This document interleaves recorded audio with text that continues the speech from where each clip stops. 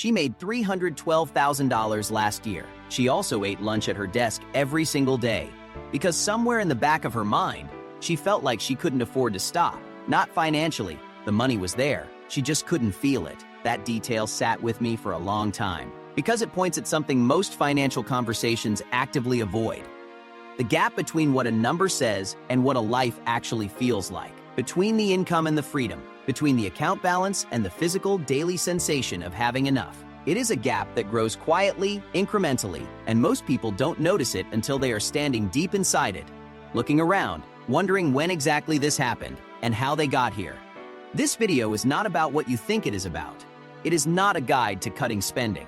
It is not a lecture about subscriptions or lifestyle choices. What I am going to show you today is a specific mechanism, structural, largely invisible, and almost never discussed in financial conversations, that keeps people exhausted at every income level. Not just some income levels, every income level. And once you see it clearly, your relationship with money will not look the same. Hi, I'm Buck, and today we're going to rethink how money really works. If you've ever made a perfectly logical financial decision that still left you feeling behind, you're exactly where this conversation is meant to find you.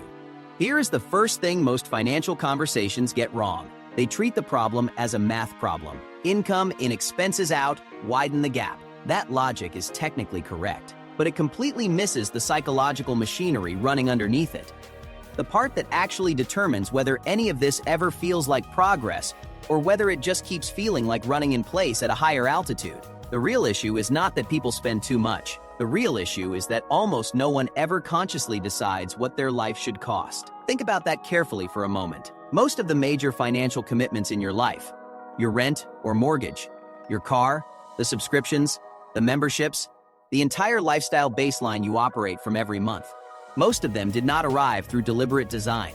They arrived through drift, a pattern of incremental reasonableness. Each decision felt sensible in isolation. Each one presented itself as the natural next step after the previous one. The apartment after the smaller apartment. The car after the older one. The restaurant habit that slowly replaced the home. Cooking habit. None of it felt like a major choice because each piece felt inevitable, earned, even, and yet assembled together. Those pieces became the architecture of a life that now requires a specific amount of money to sustain every single month. Without your conscious input, without your explicit ongoing agreement, just through the accumulated weight of reasonable decisions that were never laid out and examined as a whole. Here is where it becomes a trap. Every time income rises, every promotion, every bonus, every step forward, the architecture expands to meet it. Not because people are irresponsible, because expansion feels like progress. Because the next step always appears to have been earned. But earned and wise are not the same thing, and the gap between them is precisely where the exhaustion lives. Think of your monthly obligations as a floor, a minimum, the number your income must clear before you have any freedom of movement at all. The rent, the car payment, the fixed commitments that arrive every month regardless of how you feel, what you want, or what else is happening in your life. Now imagine that floor rising, not dramatically, incrementally. Each time income goes up, each time the next reasonable step presents itself as obvious, the gap between what you earn and what your life costs begins to shrink. And with it, so does your real ability to choose differently, to take a risk you have been circling for 2 years, to walk away from something that no longer fits, to rest for a month without the mathematics getting frightening. The floor is not just a financial number, it is a structural constraint on agency. Every dollar of fixed monthly obligation is a door that closes quietly behind you. Most people never hear the closing. They just notice, years later, that they have considerably less room than they expected. And they cannot quite explain when that happened, or trace it back to any single decision. This is the thing. Nobody draws on the whiteboard when they talk about money. Not the compounding effect of your investments, not the interest rate on your mortgage, the compounding effect of a rising floor, and what it does not to your balance, but to your actual freedom of movement through life. There is a second cost embedded in every fixed monthly obligation that almost never enters anyone's calculation. Every recurring commitment represents a specific number of work hours that are no longer optional. They are spoken for in advance, not chosen month to month. Required, regardless of circumstances, regardless of how Monday morning feels, regardless of what opportunity has just placed itself in front of you. Think about the last time your fixed monthly outgoings rose by $1,000 at a post-tax hourly rate of around $30. which is within range for many working professionals. That is more than 30 hours of mandatory monthly labor, not chosen labor, required labor. Labor that must happen before you have any degrees of freedom at all. 30 hours. Every month. Not temporary. Not going anywhere until the obligation ends. Now do the 5-year version. Stack every upgrade. Every floor increase. Every commitment that arrived as a reasonable next step. Add up the hours. What you arrive at is not simply a financial number. It is a collection of past decisions, showing up every 30 days to collect on what you agreed to. Most of those decisions were not conscious. They were drift dressed up as progress. A study out of Princeton, led by Nobel-winning psychologist Daniel Kahneman, found that emotional well-being essentially plateaus past a certain income threshold. More money kept improving how people evaluated their lives in the abstract, in reflection, on annual surveys. But the real moment-to-moment feeling of being alive inside an ordinary Tuesday, that was governed by something else entirely. What changed, past the threshold, was not the size of the account. It was the feeling of control. A researcher at the Wharton School named Matthew Killingsworth went further. He built an app and pinged over 33 working Americans multiple times throughout their actual days, not asking them to reflect once a year, but capturing the texture of real life as it was being lived. He collected 1.7 million data points across incomes, ranging from $10,000 a year to well above $500,000, and mapped them against each other with a level of granularity that prior research had never approached. What he found buried deep inside that data almost never gets discussed when this study is cited. Nearly 3/4 of the entire relationship between income and well-being was explained by a single question asked of each participant. Not how much do you earn, not what do you own. One question: to what extent do you feel in control of your life? 74%. Not the apartment, not the car, not the neighborhood or the wardrobe or the vacation frequency. Control. The felt, daily sense that the shape of your hours, the direction of your decisions, the structure of your weeks, that these things are genuinely yours to influence. There was one more finding inside the same data, and I think it is the single most important sentence I will say in this entire video. People who equated money with success, who saw accumulation as the core purpose of earning, were measurably less happy than people with identical incomes who did not slightly less happy, meaningfully less happy, across income levels and demographics. The problem was never money. The problem was what they had decided money meant. Now stop, because this is where the entire conversation flips. And this is the reframe that everything so far has been building toward. We have been treating financial well-being as a consumption problem. Earn more, buy better, upgrade the life until it matches the picture you've been carrying. And somewhere in that sequence, feel settled, feel free, feel like you have finally arrived. But the data is pointing at something entirely different. It is not what you accumulate that produces the felt sense of financial well-being. It is how much of your life remains in your hands. And the consumption approach, the expand when income rises approach, the natural next step approach, actively destroys the very thing the research identifies as the driving variable. Every time the floor rises to meet the income, you transfer control away from yourself and toward your obligations. You become more managed by your commitments, less the author of your own decisions. You are not building a better life. You are financing a more expensive performance of one. Researchers Edward Deci and Richard Ryan spent several decades studying what actually produces human flourishing across cultures, economic contexts, and income levels. What they found, across decades of replicated empirical work, was that well-being is not primarily driven by acquiring things. It is driven by 3 internal needs: autonomy, competence, and connection. Of those 3, autonomy appears first on the list for a reason: the lived experience of directing your own life, of having real choices, not merely the cosmetic appearance of them, is the closest thing psychology has ever identified to a universal driver of genuinely feeling well. And the quiet, incremental accumulation of financial obligations is one of the most efficient ways available to erode it. Each new obligation is a claim staked against future freedom. And over enough years, a narrowed sense of what is possible becomes indistinguishable from a narrowed actual life. That is not wealth. That is a well-furnished captivity. And the cruelest part is that from the outside, it is indistinguishable from success. A study published in the Journal of Positive Psychology examined what actually predicted day-to-day financial satisfaction, not net worth, not income trajectory, the morning-to-morning lived quality of a financial life. The answer was not income level. It was what the researchers called financial slack, the gap between what a person currently spends and what they could theoretically spend. The breathing room, the real structural distance between monthly obligations and the ceiling of what they earn. People with high financial slack reported significantly greater well-being than people with low slack, even when those low slack individuals had considerably higher incomes. The person earning more, spending right to the edge, felt worse than the person earning less, but living comfortably beneath their means. Not in edge cases. Systematically, across the data, this rewrites the entire strategic picture. The feeling of richness is not a function of the number. It is a function of the distance between the number and the life constructed around it. And that distance is almost entirely within your control in a way that your income at any given moment is not. Now, I want to be precise about what the alternative actually looks like, because this is where conversations about money typically go wrong, and I do not want to lose you to the wrong conclusion.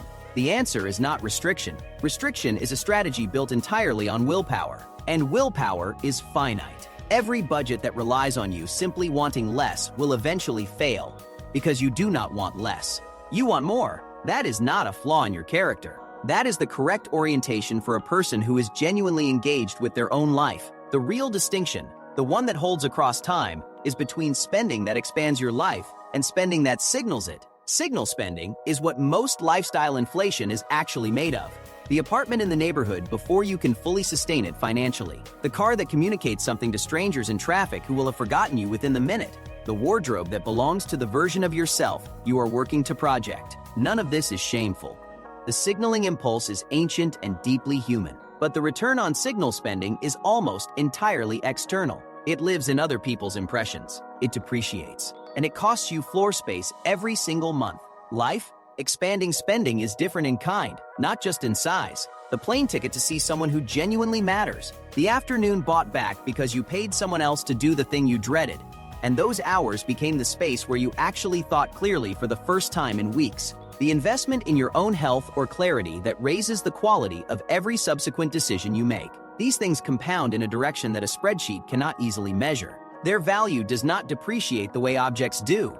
It accumulates quietly in the texture of how your days feel. And critically, they tend to widen your sense of control rather than narrow it. The question worth practicing, not as a slogan, but as a genuine habit in the actual moment of a spending decision, is not "Can I afford this?" That question is about the floor. The better question is, what does this buy me beyond the thing itself? If the honest answer is time, optionality, energy, connection, or clarity, spend it without guilt. If the honest answer is a signal that depreciates on the drive home and raises your floor by another $40 a month, pause. That pause is where money begins working differently. There was a woman earning around $90,000 a year.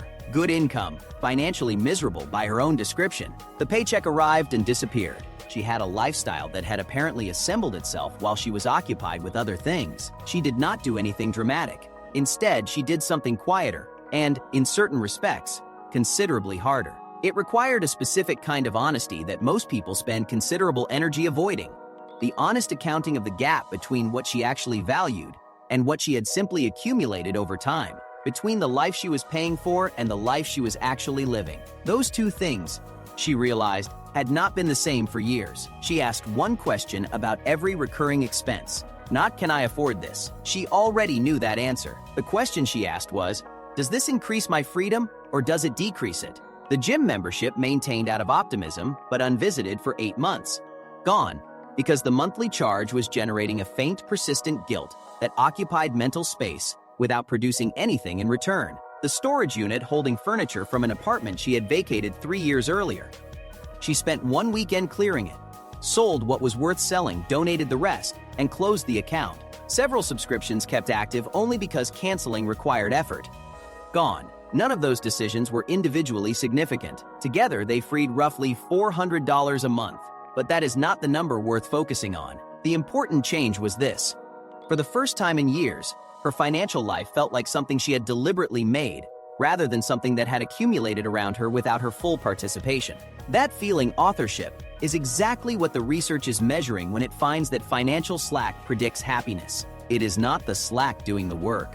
It is what the slack signals about agency, about having actively chosen. There is also a compounding effect here that rarely enters these conversations. Decision fatigue is real, rigorously documented, and chronically underestimated. The more decisions a person makes across a day, the lower the quality of each subsequent decision becomes. Documented in judges, surgeons, executives across decades of research, a financially complex life generates constant, low-grade mental overhead, layered subscriptions, auto-renewing commitments, obligations quietly accumulating in the background.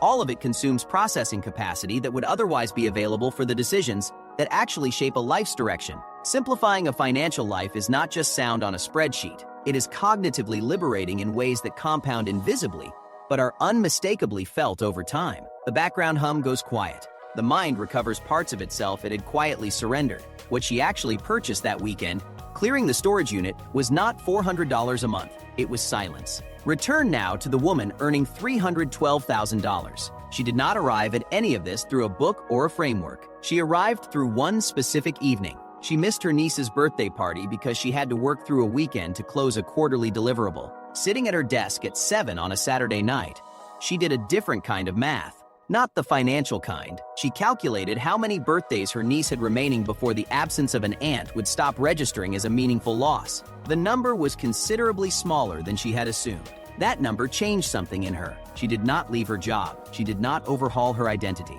She began auditing her financial obligations the way she already audited her professional responsibilities, asking not what does this cost, but what does this require of me? And is what I get back genuinely worth what I give up? She replaced a leased car with a used one purchased outright. She moved to a slightly smaller apartment, not dramatically different in size, but enough to remove $900 from her monthly fixed obligations. She stopped acquiring by default and started choosing with actual intention. 14 months later, she told me she felt genuinely wealthy for the first time in her adult life.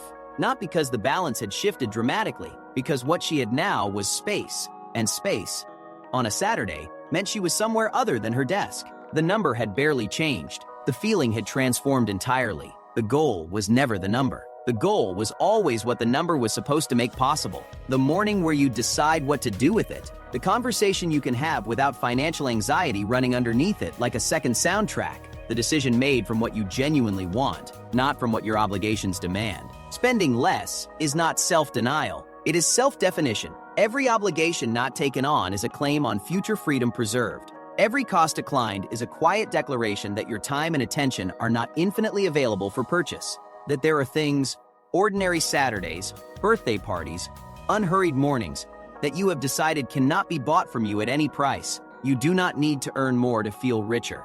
In almost every case, you just need the gap. Protect it. Widen it where you can. Spend what you do spend on things that give you back more control than they take, and watch what happens to the variable that was doing 74% of the work all along. The richest feeling available to a person is not looking at a balance and feeling satisfied. It is waking on an ordinary weekday morning and knowing that what happens today was, in some real and meaningful sense, decided by you. That is what money is supposed to buy. And the strange, underappreciated truth that most financial conversations walk directly past is this: spending less is often the most direct path to it. Not because restriction is a virtue, because freedom is. If something in this shifted how you see your own financial decisions, stay with me, because next, we're going to look at something that surprised even me. Why the financial advice almost everyone receives in their 20s is mathematically correct and psychologically catastrophic. The numbers work perfectly, the life it produces often doesn't, and understanding exactly why that gap exists might be the most important reframe I've put in a video yet.